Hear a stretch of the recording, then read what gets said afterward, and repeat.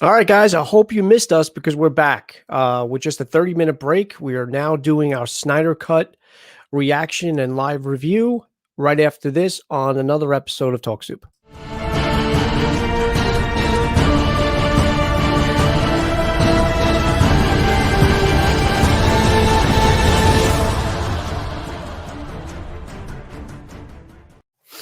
All right, so those of you who do follow the channel and well, actually, no one was there when we were doing our Falcon and Winter Soldier review. I did say that we were going to go literally on 30 minutes from now and now focus on the Snyder Cut. It's a long overdue review that I wanted to do. I mean, the show's, well, no, it is a movie. The movie's been out over a week now.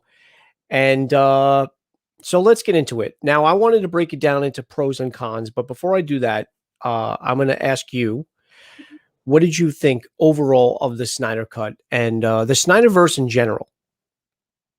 I love the Snyder Cut. I have no complaints about it. I loved it. I swear my notifications are screwed, man. Don't worry. And I said that in the chat. I said that in the chat on Instagram. I said a lot of people were complaining that their notifications, not only to my channel but other channels as well, have been a little screwy lately. So don't worry about it because you're here, and I know, and you were there. You were there. I mean, albeit 4 hours earlier, but you were there in the chat for the Falcon and Winter Soldier stream. So, so you did like it, which I think we both can agree on. I loved it. And compared, I mean, and we did our DCEU rankings just like a month or so ago, or maybe 2 months ago, and Justice League was, for me, I mean, right in the bottom, like half of it. Yeah. Justice League was a box office flop. It really was. I mean, it was a Frankenstein movie. You know, it had a lot of problems from the get-go because, you know, Snyder had to leave because of family issues and family problems. You know, his daughter committed suicide. So it was, you know, it was a hard time. So I get it. And, you know, a lot of people attack Joss Whedon and, you know, for what he is off the screen. Let's not talk about his personal behavior, but on the screen, the guy did give us Avengers. You know, he gave us Age of Ultron. I wasn't as strong as the first Avengers movie, but I still enjoyed it. I mean, can't go wrong with James Spader. But the studio said, look, this is what you have. And he gave it, and you still have the same deadline, and he had to work with what he had. So I understand why the movie came out the way it did. But that being said, it was horrible. I did not like Justice League at all. Now we get this 4-hour long cut, but this is what Justice League should have been. Yes. You know, and I was curious from the. Honestly, I could have kept going. What happened? What'd you say? Honestly, I could have kept going. Yeah, no, again, especially once it gained steam, because I had said to you when I was watching it, the first 45 to almost an hour, I wasn't really crazy about, but then it just kept building and building and building. And there were just so many good things about this cut, you know, and from the get-go, when we knew it was coming out, I was very curious. I was going to watch it regardless. It was something that interests me, you know, not only because I wanted to see his vision, but because I wanted to see how much better it actually was from Justice League. I mean, I felt like at that point, you could have made anything and it would have been better than the original Justice League, to be honest with you. I mean, it was horrible. The way that the characters came out, some of them were literally just side characters that were useless. I liked how every character in this cut not only got more of a backstory, but it was perfect. Yeah, and they each had a purpose, and they had a purpose to be a part of this team. Yeah. The team up were in the original cut. I just felt in the original cut, everybody was just there. Yeah. The movie was just happening, and I had no idea why. Even the resurrection of Superman came at a different part of the first Justice League than it came to this one. This one, they got they resurrected Superman. I forgot why they resurrected Superman in the first one. I know in the second, I know in this cut, they did it because they knew they needed his help, but I forgot what the purpose was. Hold on. My favorite scenes were when Steppenwolf arrived on Earth, when Wonder Woman saved the bank, and of course that incredible ending battle. I agree with two of those. The Wonder Woman saving the bank was amazing. She did that in the original one. She did, but it was extended. Briefly. This one was extended. This one was extended. Yeah. And it was just like, wow, that's the way she did it was really, really cool. Like I really like how they extended it out and everything. Yeah. So I'm actually the opposite when it came to that. I was opposed to the extended scenes. I was opposed to the scenes that we already got that were either shot a different way or were just elongated and extended because it just felt like, okay, come on. Like, let's just, like, the Wonder Woman scenes, any Wonder Woman scene was great. I loved, and that's what I had said about the character development and how each character got its perfect, almost like perfectly portioned screen time. You Hmm. know, they all had, like you said, a purpose. And that's why when Wonder Woman showed up, when anyone showed up, whether it was Cyborg, Flash, Aquaman, even Aquaman, you know, I hated, you know this too. We I both, hated Aquaman, the yeah, movie, but yeah. this version of Aquaman was great. His eyes, his version, he didn't have those cheesy. I was just like, Yeah. I was like, this. Yeah. He has given me some life and faith in Aquaman. Like I loved it. I loved Aquaman in this movie. Like I really did. So before I get into my pros and cons, if you had to kind of like pick out what you loved and maybe what you had like little nitpicks, what would you say would be if you have, I don't know if you have any, but what would your nitpicks be or your pros? So the only nitpicks that I do have, and this is just the one. Okay. Just Okay, one. just the one because I All right. really love the movie. I Okay. absolutely love the movie. I just have the one. So yes, I love the songs. I really do. I love that he has those song things. I love them. Some of the songs did not belong in some of the scenes. And it kind of pissed me off in some of the areas because I love that he uses songs to to set the tones and everything. I love that. I love that because he did that in Sucker Punch. He just does that. I love that he does that. But some of the songs just don't belong there, and that's I where I nitpicked. That's where I was just like, you could have chose a different song. I can agree with that. I could probably even, yeah. I don't know why. In my opinion, Aquaman was better in the theatrical cut. That's his opinion. He was just kind of more present and had more funny moments and scenes. Not that it was bad, but this cut, yeah.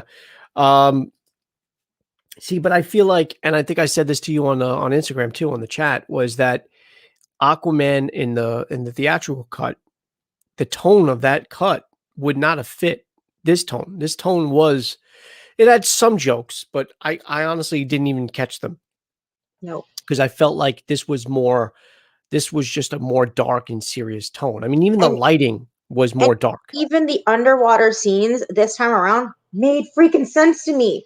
Yeah, They got like the physics of it right. They did everything right in this. You know what I mean with Aquaman. And I was I just don't like, know. you gave me this type of Aquaman in Aquaman, I wouldn't have been so pissed off at Aquaman. Yeah, no, I agree. So I mean, I'll go over my pros because I think there were more pros than there were cons. Definitely. But I definitely have more than one con. But my pros were again the character development. I like that we got more of a backstory to Cyborg. We got more of a character development of him. You know, you felt more you know, that whole scene with the waitress where he put money in her account. Yeah, That was very strong and powerful. Like he didn't just come out as like a whiny kid, right. you That know? was, I think that was my biggest pro too, because I really love the character development of Cyborg and Flash, where they did none of that in the first. And that was the two that really needed the more of the development. I did like the fact that they included some extra scenes with Aquaman, you know, with Willem Dafoe's character. They Mhm. did show more of a backstory, which I think was more necessary in Aquaman. I mean, for Aquaman in the theatrical cut, which we didn't get. I don't feel like Wonder Woman needed it, No, she didn't need you it. know, but she got some things, you know, which were Also, cool. another pro for me was they didn't use that Lois Lane BS that I really hated in the first movie. Right. They actually gave her some storyline too and gave her some emotion. And like, I always like the character of Lois Lane and I love Amy Adams and all, but I like the way that you wanted to follow her more in this movie and they gave her a better They storyline. did. They did.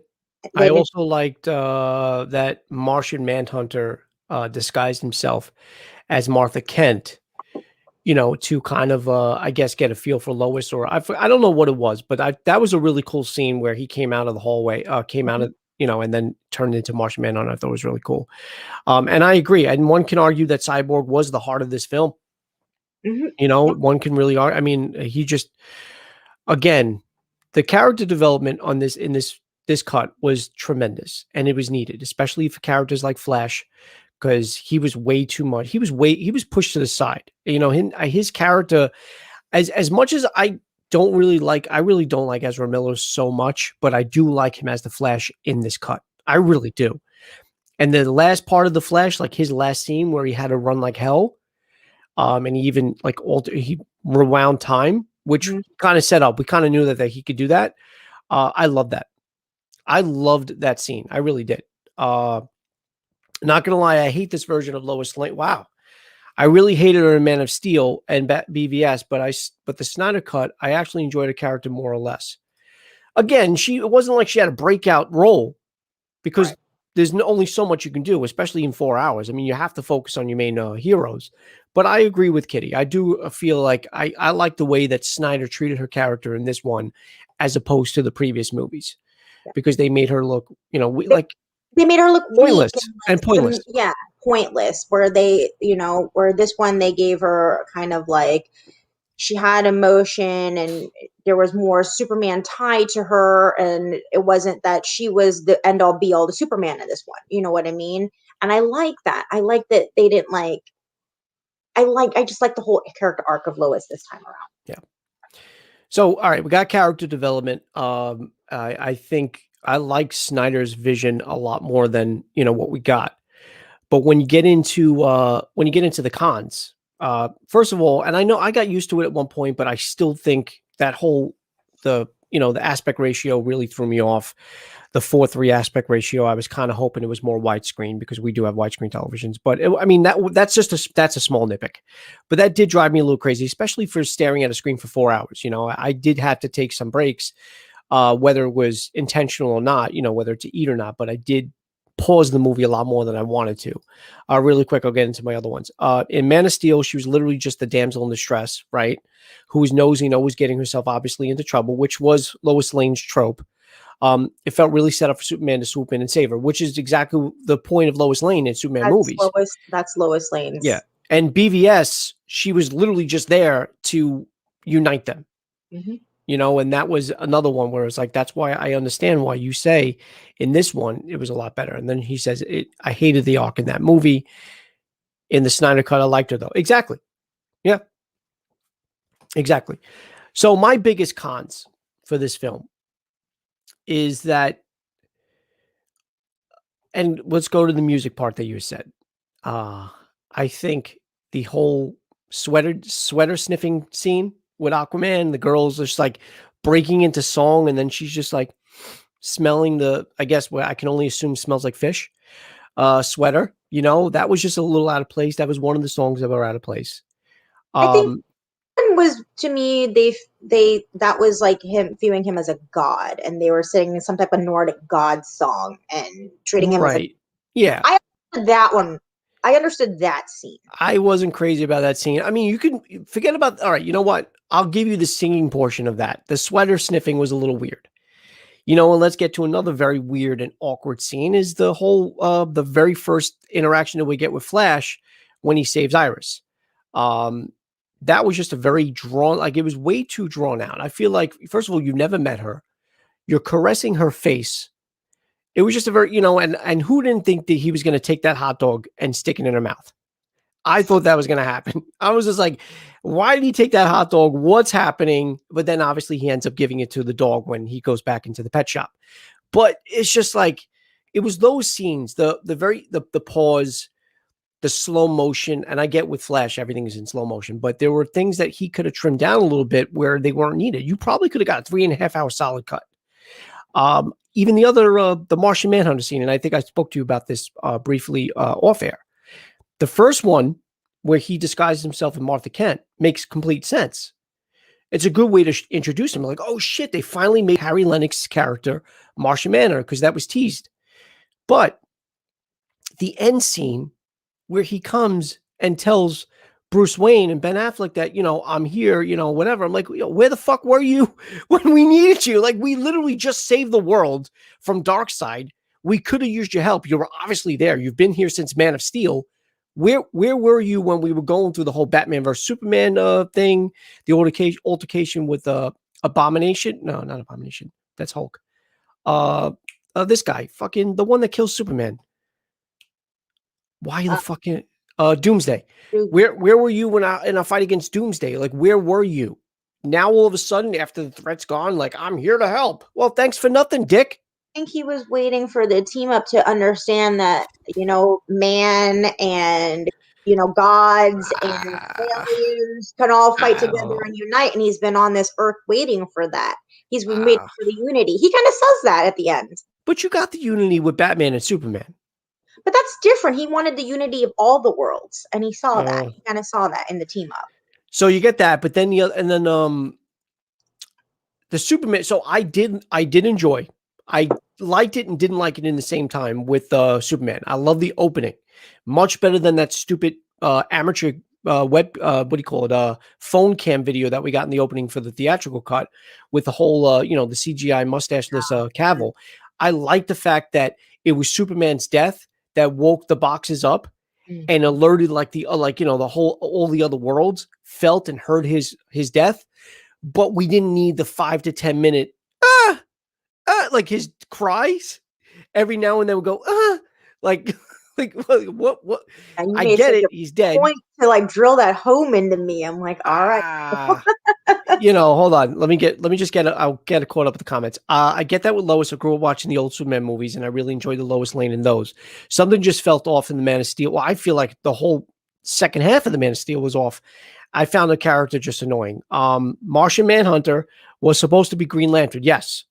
We were supposed to get a Green Lantern cameo. We did, but we didn't get Hal Jordan or one of the other ones that they wanted to do. But the studio said that they would remove it if Snyder put it in. Snyder shot it back in Garden anyway. Said it wasn't going to cut a black man out of the movie, which I wouldn't have done. And I also I'd rather see Martian Manhunter. We already got Green Lantern. That would just be wrong. But the studio denied. So eventually Snyder put Martian in. I enjoyed how Superman's death awakened the mother box, but I agree exactly. And I knew you felt the same way I did with that. The whole dying for 5 minutes just felt like again could have condensed it. And my last one I could think on the top of my head. If anything else comes to me, I'll let you know. Although it was great to see a different and better version of the Joker with Jared Leto, that whole end scene just didn't fit for me. I felt it was out of place. I get it was a dream sequence or maybe even like a premonition or not a premonition, like a flash forward scene. But I did not like the altercation, the what do you call it, the back and forth between him and Joker. It was very slowly paced. It was way stretched out. I didn't mind that Batman dropped the F-bomb. I thought that was kind of cool. I And think that was the part that really took me aback. I was like, it did. I mean, but he wasn't the first one. Who was the first one to say the F-bomb? Was it Cyborg? I'm not Somebody even sure. else. It doesn't matter who says it, but when Batman says it, it takes you. Yeah, it did take me back, but that's the least amount of issues that I had with that scene. It was just way too drawn out. Like the Joker, yeah, his laugh. Although his character, Whatever you have issues with the scene, I mean, I had some issues with the scene too. But if we got that Jared Leto Joker yeah, in Justice League, it would have been probably a different movie. we don't. But how much of it would we have gotten? Because Not Justice League, remember, not Justice League. In Suicide Squad, Suicide Squad. Suicide Squad. Yeah, I think it would have been a little bit of a different movie because he had the makeup, he didn't have tattoos, he had gloves on. He played a little bit of a better version of the Joker. a little bit. Yeah. Yes, I agree. I do agree. I think the laugh was still a little annoying. He sounded like a bird. Yeah. Like I can't even do it. But again, it wasn't his presence that was bothering me. I don't mind Jared Leto as an actor, and I don't mind him as the Joker. It's just the scene itself just felt like very weirdly and awkwardly. The conversation between the two. It was cool that he said, when Harley was dying in my arms, the one thing he said was, kill that son of a bitch. But I think I liked it for what it was because it was his dream and there's an alternate dimension, alternate reality, and that could happen somewhere. Yeah. There could be a up somewhere. And I I dug it for what it was. Was it necessary? Probably not. Yeah. I think You if you know, would have left and that out, it would have been, I would have been fine with it. You know, yeah, and you could have included that Joker in a completely different sequence. And we don't even know if that Joker is the way he is. He could be just something, that right. version of the And it Joker. was really hard for me. I was like, is that the Flash? Like when they cut to Ezra Well, Miller? that was the Flash that we saw in the brief. So, and he actually talks about this. He said, the Flash came to me and told me that Lois was the key.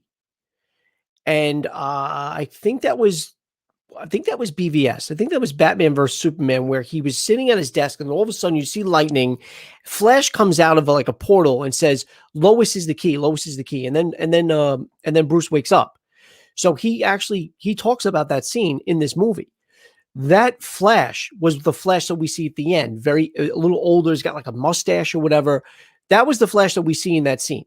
So Yeah, that's very well what Snyder was trying to build, yeah. was this alternate timeline, which we might even get a reference to in the new Flash movie that's supposed to be coming out. By the way, I don't think we can expect an air cut. No, I don't think so too. I do not think we're going to get an air cut of Suicide Squad, especially with this new Suicide Squad that's coming out, which looks Oh, amazing, by the way. that's amazing. When I saw that trailer, I was like, this is what we need. We need this. Like James Gunn's gonna clean this up. Yeah, they're not going to exactly. They're not going to release Suicide Squad movies in the same couple of months, unless it. I mean, that's something that could come out because a lot of people, when the whole release the Snyder Cut movement started, there were some people that thought that it would never happen.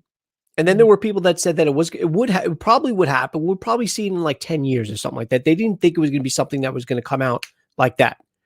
So an air cut might be something that we could get as fans maybe years down the road, if that ever happens. I don't think it will. Like you said, I don't think, Honestly, I don't want one or need one. yeah, especially if we're going to get, which looks like a really, like an upgraded Suicide Squad. Yeah. Um, Yeah. and then he says the earliest I see, well, not even, I don't even think it would be that early if it even does come out.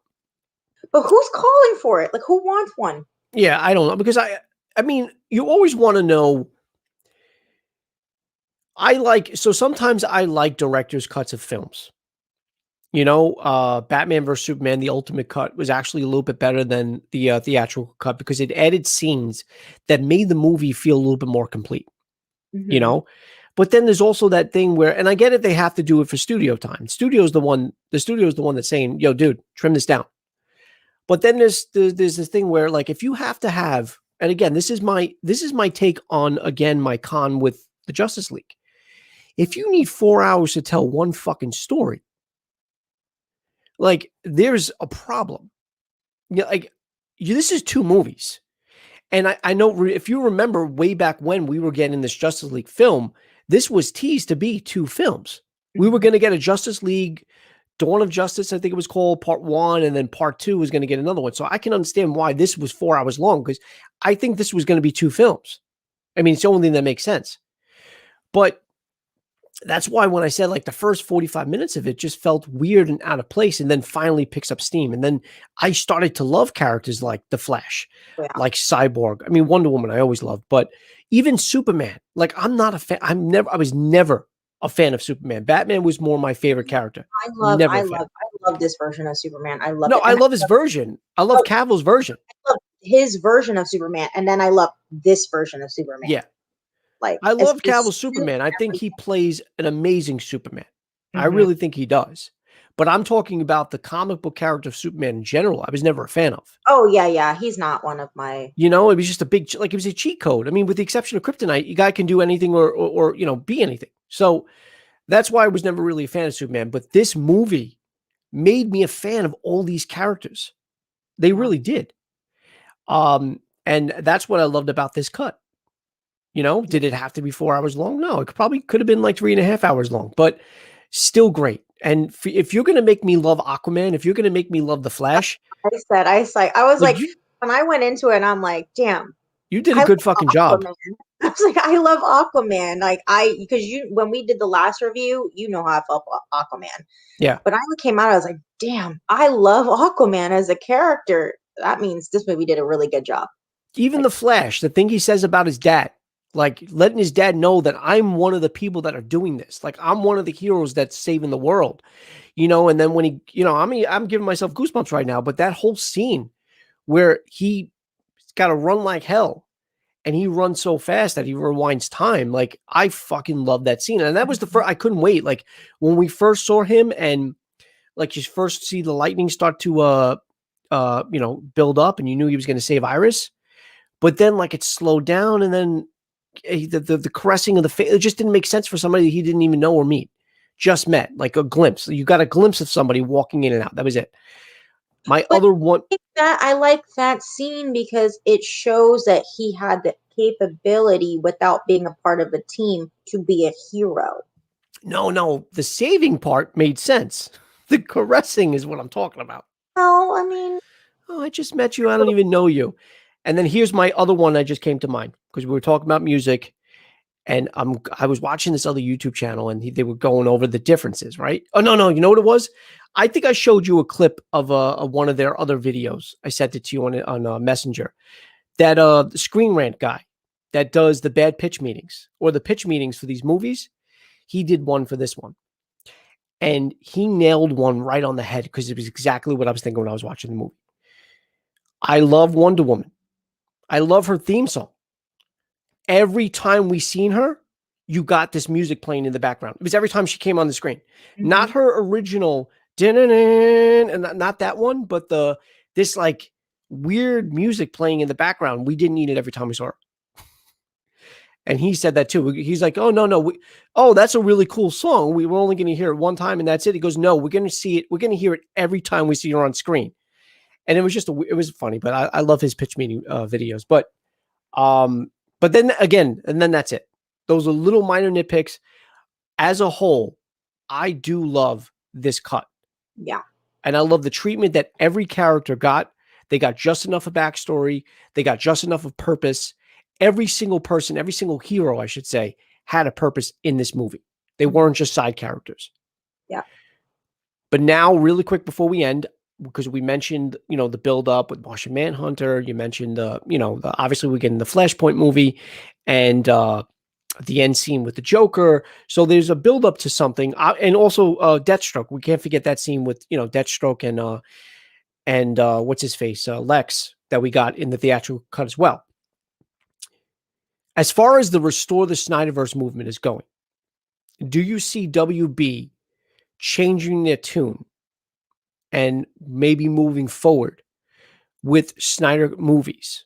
Because, right now they're saying the studio had said, we have no plans to restore we got what we got.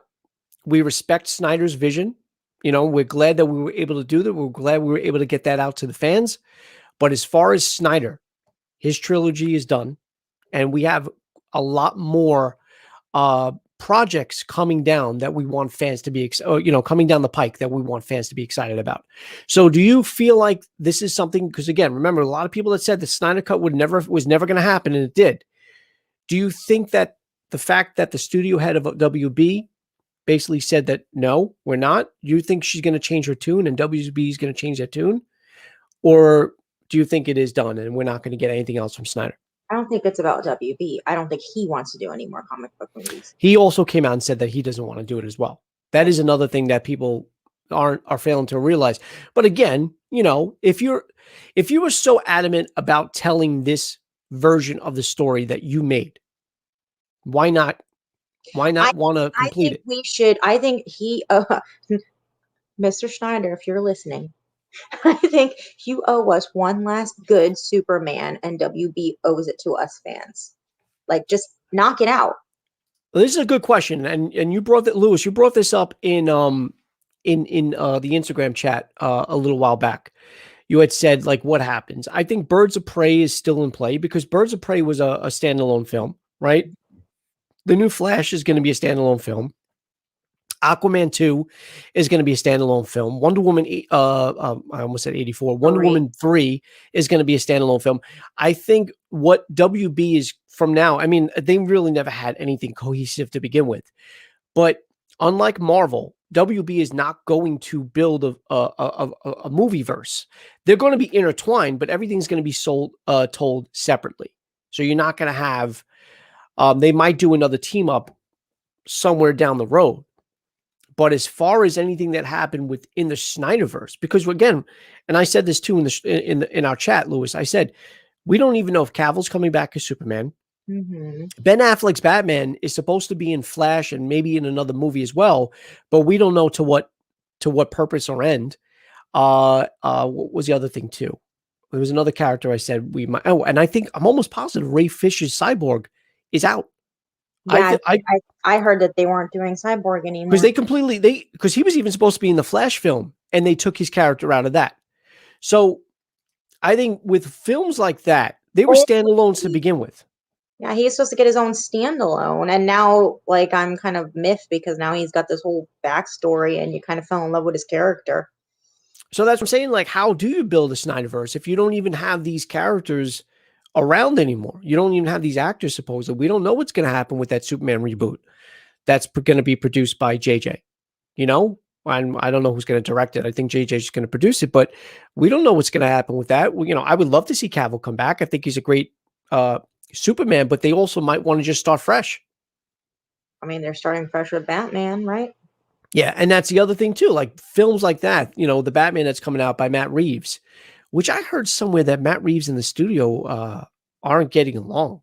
Which I don't think that story. I didn't really click it, but I read somewhere that Matt Reeves and the studio were not seeing eye to eye, and Matt Reeves might be out of that project. But I didn't see anything else on that, so I don't know if that was true. But you know, the one with Robert Pattinson's coming out, the first trailer, even though it was, you know, they're not even they just started it. They gave us something for the DC fandom thing that came out. That looked awesome. You know, there's certain again, Suicide Squad, the reboot slash sequel slash whatever it is, looks awesome. There's a lot of things happening down the road that we can look forward to. We don't, as much as I would like to see. I think this is why DC fails. And I mean, not that they don't have great movies, they do have some great movies. DC doesn't have a vision. And I said this from the beginning. And this is what they're doing again. They they have this good concept, now they're breaking it apart. Now they're starting it all over again. And Yeah. it's just like this is what they continue to do, and this is why they continuously fail. Well, so what I said was you have this huge movement now for restore the Snyder Cut, right? And everybody wants restore the Snyderverse. I'm sorry. Everybody wants the continuation of these movies, right? Well, where were they when they didn't do too well in the box office to begin with? Man of Steel, I think, made 650 million total, if maybe a little bit more than that. Where were they when that came out? That was that was a good Superman movie for what it was. I wasn't crazy about it, but I know a lot of people that were. Batman versus Superman, okay, made I think around 850. Good. But out of all of the films, those two movies are ranked higher down the list than the rest of the stuff that's been coming out. Right, but then you get a movie like Aquaman that went over $1 billion, right? I had said it. I know you really can't compare Marvel and DC, but let's do it for just a quick second. So you have two, and I said this before. You have Batman versus fucking Superman. You have a film with the two most iconic DC characters in one fucking movie. You can't break $1 billion in the box office. Meanwhile, Captain Marvel broke $1 billion. Now, I'm not comparing the two. I know a lot of people like Captain Marvel. I did enjoy the film, but I wouldn't think it would be nearly as successful as a Batman versus Superman. And that's what the studio sees in the Snyderverse movies. They're like, well, Man of Steel was a box office flop because it was. It actually did more. It did better internationally than it did domestically. And Batman vs Superman again, eight and change, but still nowhere near $1 billion. Now I'm kind of curious if are these movies not the way that they are because his vision wasn't the way it was allowed to be? Because look at this movie. It's 4 hours fucking long. It has a completely different artistic take to it than the other movies that he had done. And I don't think Man of Steel was I don't think there's got to be like a director's cut or I don't I mean, at least to my knowledge, I don't know. I mean, you got a good point. I don't think Man of Steel was altered or But when I'm not saying it was altered, but I'm wondering if he had like time restraints. Like, did they tell him? Highly You know what I mean? possible. What's the background story? Because if we got this movie and it's this long and has this many artistic things to it, all of this stuff, and this was his vision, what Mhm. were actual visions for the rest of these movies that we didn't get to see? I don't. I mean, that's a very good point. And then, but then again, at the end, like I said earlier, Maybe this break apart is a good thing. You know what I mean? I Maybe think so they're too. holding him back I think from so. what he, you know what I mean? Well, because then the other thing is too, if you do go down the line, you give it a rest, and then like 4 or 5 years down the line, and say, you know what? Guess what's coming back? We're going to Yeah, get Justice League 3 or Justice League 2, and it's going to be directed by Zack Snyder. right. Theaters hopefully will be normal by then, 4 or 5 years, and then you can get actual box office numbers. Yeah. But as I said, as much as I loved the Snyder Cut, it was a 4-hour movie. Not many studios, or I should say, not many directors get that advantage Hmm. to tell an ultimate story because you could do anything you want. I mean, I think 4 hours it could be too long as well if it's the wrong movie. Hmm. But like he had the advantage of having 4 hours, pacing it, cutting it. Because again, some of these scenes, most of these scenes were in the theatrical cut. They were just edited differently and placed in different positions and different parts of the movie where it made more fucking sense. The resurrection of Superman didn't happen towards almost the second half of the movie, but it made sense at that point why they wanted to do it. Yeah. Cyborg's story was more in depth, and we got more of a backstory to him, and it just made more sense of why Cyborg was the way he was. So again, he had the advantage of having a 4 hour. That whole dynamic between him and his father, like it was everything that first movie was missing. And Yeah. it was like it was great. I'm sorry, like I don't know. So I think moving forward, you can probably use certain characters. Like I would love to see Martian Manhunter and I think they said he was going to be used. Uh, I'm looking forward to a better Green Lantern film. Nothing against Ryan Reynolds because the guy can't do anything wrong. But The I movie mean, was let's be terrible. honest, that movie was not good. But It that's was, not Ryan Reynolds' fault. no, it wasn't Ryan Reynolds. Well, No. he even said he wished he never took that Yeah. role. Yeah. But that's the thing that we were talking about. Like DC, like what do you like Warner Brothers, DC, whoever's in charge of what they're doing, what are you doing? Mhm. You had a chance at Batman versus Superman. You had a chance at Justice League. The iconic characters of them coming together, and yet you couldn't bring it home. It's just and I know I'm not a DC hater. I'm not because I've said this time and time again. I loved Batman. I loved Christopher Nolan's trilogy. I loved the Michael Keaton Batmans. I did. It wasn't until after Tim Burton's vision, when we got Joel Schumacher and whoever else did the other films. But those were just horrible. But I enjoyed it. I loved growing up. I watched fucking Adam West Batman. And so I'm not really a DC hater. I just wish that these films could be Marvel quality. Like Marvel Studios, Kevin Feige, whoever's in charge, they have a cohesive plan. And other people have said this. Their directors were on the sets of other movies while they were made, so they can either let's say James Gunn, for example, right? The roles or the lines that the Guardians of the Galaxy had in the Avengers films, they allowed James Gunn to come in and write their lines because like these are your characters. We want you to write them the way they're supposed to. So there was a lot more of an interaction. I mean, I wish Star Wars would have fucking done the same thing too. They would know it was almost like there was no conversation between these directors. Yeah, especially because James Gunn's really invested in the character of Rocket too. Like he Yeah. said, that's his character. He loves that character. Yeah. Yeah. Well, I think I'm almost positive Rocket is also motion capped by his brother. Because Bradley Cooper does the voice, but his Voice. brother does all these things. His brother did in the Suicide Squad trailer that just came out, that Weasel character, the one that's licking the glass, that's his brother. And his brother also plays an actual human character in Guardians. From what I've learned about what I've heard about Justice League 2 and 3, they were supposed to be awesome. I mean, I think we got a glimpse of it. I think we actually saw part of Justice League 2 and 3 in that 4-hour cut. Mhm. But yeah, I mean, come on. If you're building up to possible Green Lantern showing up, you got Martian Manhunter. You still have Darkseid around, which didn't really, he didn't, I mean, he was in it, but he didn't get as nearly as much, what do you call it, screen time as you would like as a big villain like him. You know, I wish they would have went the route that Marvel went, the build up to a Thanos like, or a Darkseid like character where you have your setups, you have your solo films, and then you build up to a team. They're like, all right, well, let's start this out. Hold on, we got Man of Steel, we got this one, bam, Justice League.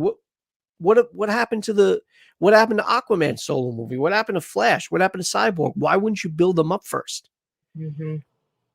But all right, anyway, so yeah, in a nutshell, yes, I had some cons with this film, but again, the pros definitely outweighed the cons because it was a cohesive edit. It was beautiful storytelling. There were a couple of things I wish he would have trimmed down a little bit, maybe not used some of the music he chose. But at the end of the day, you can't say that this film was a failure, because it wasn't, because it did what it wanted to do. We got his version of the film.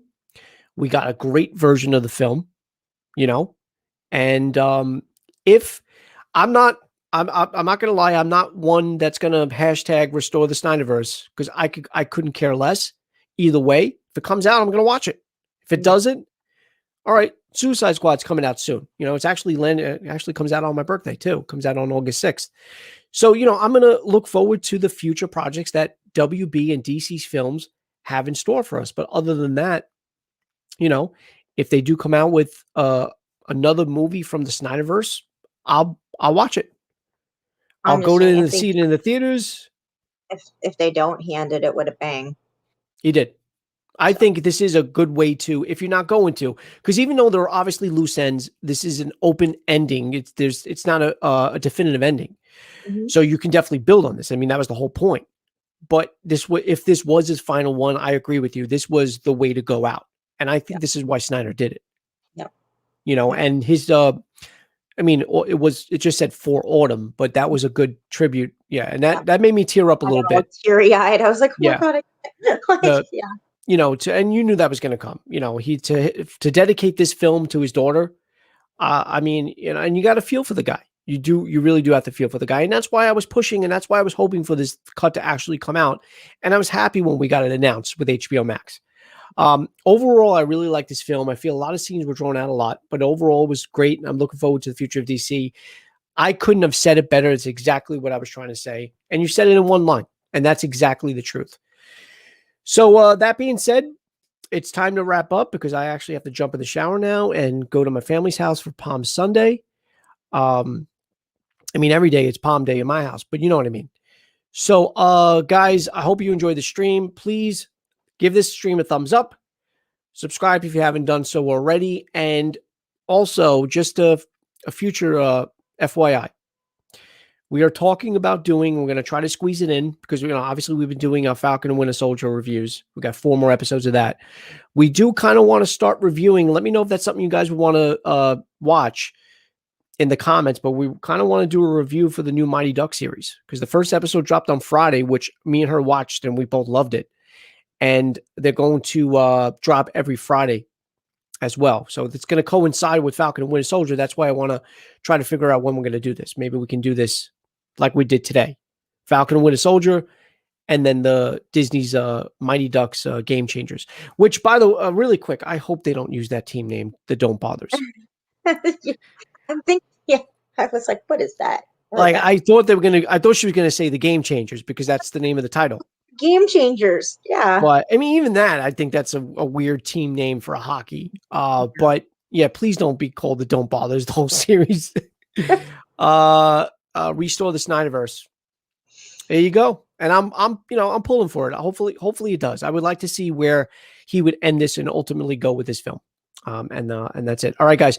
Enjoy the rest of your Sunday. I will see you next Sunday with our Falcon and Winter Soldier live reaction and review. And straight after that, we will probably be doing our live reaction to the Disney's new series, The Mighty Ducks Game Changers. So also look out for that. All right, guys, enjoy the rest of your week.